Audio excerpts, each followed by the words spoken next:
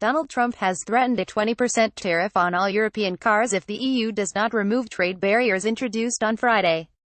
His threat, which if carried out would represent a serious escalation of the burgeoning trade war, comes hours after new EU tariffs on goods imported from the US came into force.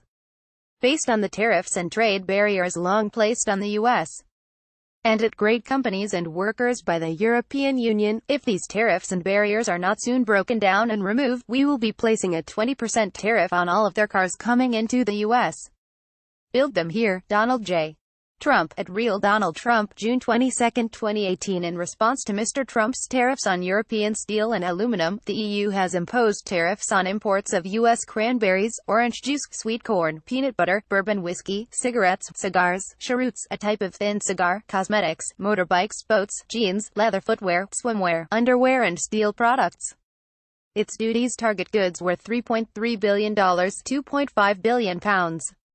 Image, U.S. cigars, motorcycles and bourbon whiskey are among the products being targeted by the EU, the U.S. president tweeted, based on the tariffs and trade barriers long placed on the U.S.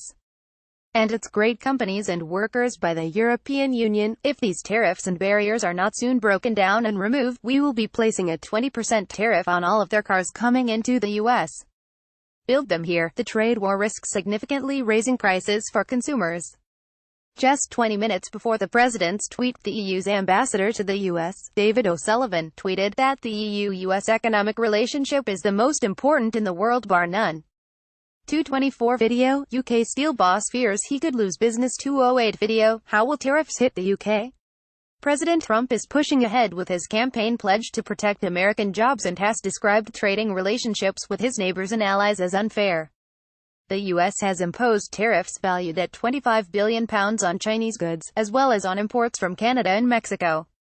China, India, Mexico, Canada and Turkey are among those to so far hit back with their own tariffs on U.S. imports.